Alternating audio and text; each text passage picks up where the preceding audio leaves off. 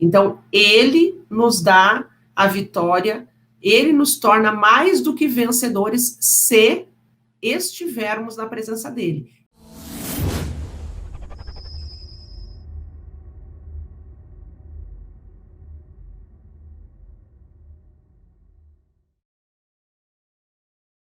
Bom, lá em Deuteronômio, então, diz assim, né? Pois o Senhor, o seu Deus, os acompanhará e lutará por vocês contra os seus inimigos para dar a vitória a vocês.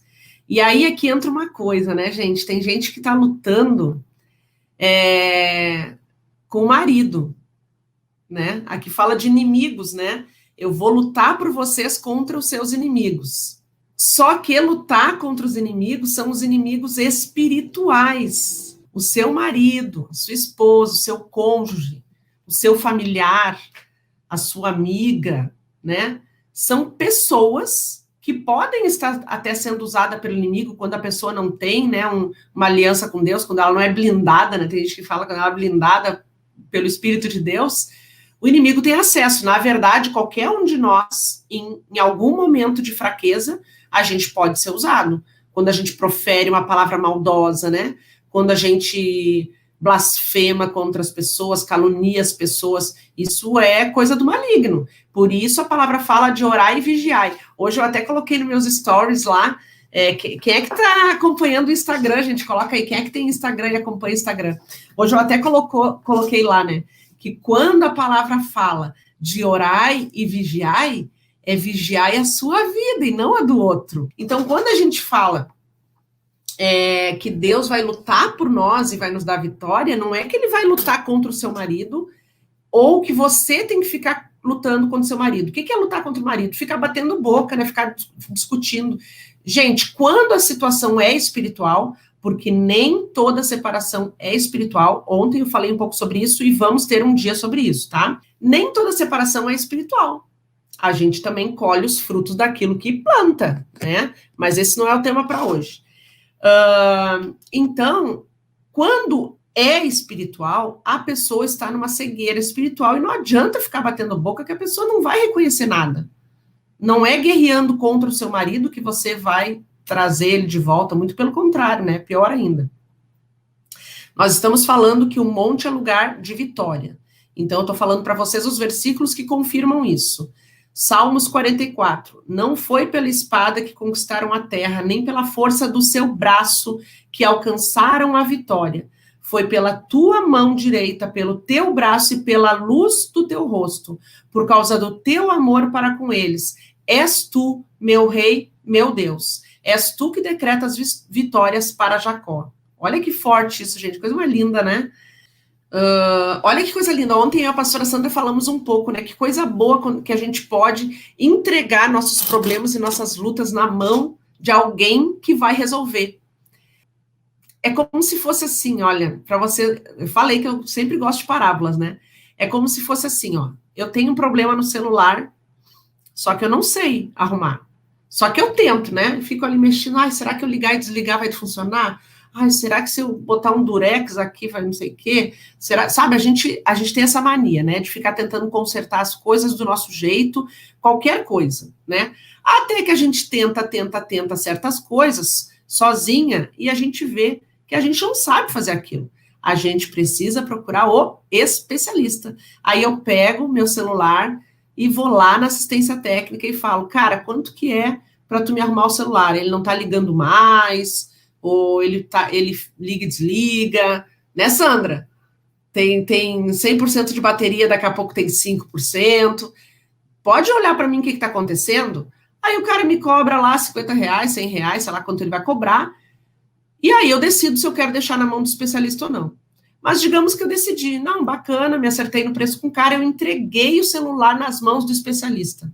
Eu preciso ficar ligando? E aí, cara, tu vai fazer, não vai fazer? E aí, tu tá conseguindo fazer? Tu sabe mesmo fazer?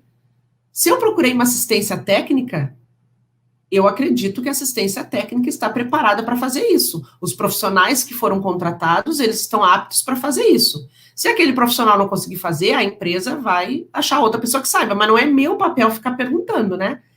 O meu papel é esperar o tempo que ele me deu Ele vai falar assim, vem buscar semana que vem buscar no mês que vem, não, esse teu problema aqui é mais complexo, eu vou ter que mandar vir uma peça de fora, então é 2 meses, é 3 meses, e aí a gente vai lá e busca. Ou seja, alguém resolveu o meu problema. E assim é Jesus. Se você ficar tentando resolver as suas coisas, agora vindo para a restauração, né? Se você ficar tentando resolver a restauração do seu casamento do seu jeito, na força do seu braço, não vai acontecer, porque Deus não divide a glória dele com ninguém. Deus te convidou, Deus te chamou para um deserto para conhecer ele, e aí ele poder fazer parte da tua vida, e aí ele poder fazer as coisas por ti. E sempre respeitando que ele nunca vai fazer tudo que a gente quer. Ele vai fazer o que tiver propósito, tá? É assim que funciona Deus.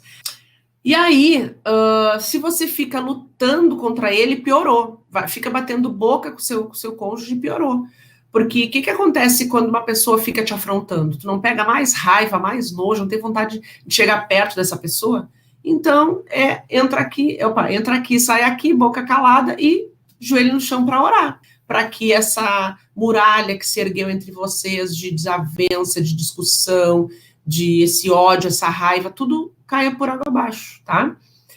Salmos 44, eu falei. Efésios 6. Por isso, vistam toda a armadura de Deus para que possam resistir no dia mau e permanecer inabaláveis depois de terem feito tudo. Então, é assim que a gente conquista a vitória, com a armadura de Deus, não com a armadura nossa, né? Com as mãos, né? Se a gente entregou um problema para Deus, tem que esperar Deus trabalhar, né? E esperar as orientações. Se tu te mantiver em oração constante, oração sem cessar, Deus vai ficar se pronunciando para ti, vai ficar falando contigo e vai te dando as estratégias. Josué 10. E disse o Senhor a Josué, não tenha medo, eu os entregarei nas suas mãos, nenhum deles conseguirá resistir a você. Ou seja, Deus falou para Josué ir. Não é porque ele sabia que Josué ia ganhar, porque ele ia dar vitória para Josué, que ele falou assim, não precisa ir, não precisa lá, deixa que eu resolvo tudo, deixa que eu dou um jeito lá, né, vou te tornar rei, vou te tornar vencedor dessa guerra, dessa batalha, deixa comigo. Não. Jesus falou para Josué, vai, mas eu vou te dar vitória. Não tenha medo desses reis, eu os entregarei nas suas mãos. Tá vendo como a gente tem que fazer a nossa parte? E qual é a nossa parte? Cuidar da gente, olhar pra gente, buscar autoconhecimento, buscar sabedoria, buscar conhecimento, nos transformar. Porque não adianta nada querer ter uma casa restaurada se tu não souber cuidar. Então a transformação agora é tua, né? É nossa. Então, tu tem que buscar, tu vai fazer essa tua parte, não adianta tu querer fazer a parte do outro. Não, eu quero que o outro melhore, eu quero que o outro se transforme, eu quero que o outro se arrependa, eu quero que o outro se converta, é o outro. O que tu pode fazer? Tu não pode fazer nada com o outro, mas sabe o que tu pode fazer para o outro? Incentivar, motivar, inspirar. Se a restauração é de Deus, o cara uma hora vai olhar e vai dizer assim, nossa, o que está acontecendo com ela? Eu quero essa paz que ela tem, eu quero viver o que ela está vivendo, eu quero fazer parte disso, eu quero me tornar uma pessoa como ela está, eu quero caminhar junto com esse Deus que ela encontrou. Então, tu está inspirando a pessoa. Agora, quando chega uma pessoa e diz assim, não, tu tem que te converter, não, porque tu tá endemoniado, não, porque eu sei que, tu tá lutando com as armas erradas, tu tá lutando com as armas do teu braço, com a tua língua e não com as armas de Deus. Provérbios 21 diz assim, prepare-se o cavalo para o dia da batalha, mas o Senhor é que dá a vitória. Filipenses 4 diz, tudo posso naquele que me fortalece. Salmos 108, com Deus conquistaremos a vitória e ele pisará os nossos adversários. E mais uma vez, os adversários que a Bíblia está falando são os adversários espirituais. O adversário não é teu pai, não é tua mãe, não é tua irmã, não é tua amiga, não é teu marido, não é tua esposa. Provérbios 24, pois ainda que o justo caia 7 vezes, tornará a erguer-se, mas os ímpios são arrastados pela calamidade. Ou seja, o que é o justo? O justo que Deus fala na Bíblia, né, que Salomão fala na Bíblia, é aquele que tem a retidão, que tem o caráter de Deus, tem os princípios de Deus. Esse é o justo perante Deus. Não é o que eu considero que é justo, o que não é justo, porque a gente tem o nosso senso de justiça, né? Mas não é desse justo que está falando. Está falando daquele que caminha com Deus. Está falando daquele que tem vida com Deus. Então ele pode até cair 7 vezes, mas ele vai se erguer todas as vezes, porque os ímpios são arrastados pela calamidade, o justo não. E Salmos 91 fala o quê? 1.000 poderão cair ao teu lado, 10.000 à tua direita, mas nada o atingirá. Gente, eu vejo tanta gente repetindo esse versículo, mas aí, se tu vai ver, ela não tem uma vida com Deus. Ter a Bíblia aberta em casa, frequentar a igreja, como eu já falei, ou então ficar repetindo os versículos, não quer dizer que isso vá se tornar a realidade na tua vida, né? Precisa falar, mas precisa agir. A Bíblia o tempo todo, para todos os heróis, ela manda, Deus manda o cara fazer alguma coisa. Deus manda ele ir lutar, Deus manda ele enfrentar, Deus manda ele fazer alguma coisa. Então não adianta simplesmente eu ficar sem fazer nada, sem sair do lugar, esperar o tempo passar e de ficar dizendo, 1.000 poderão cair do meu lado, mas nada vai me atingir. Não, a palavra fala que 1.000 cairão do meu lado, 10.000 na minha direita, mas ninguém vai me atingir, nada vai me atingir. Mas que vida tu tem com Deus? Isso aqui vale para o justo, isso aqui vale para o cristão. Amém?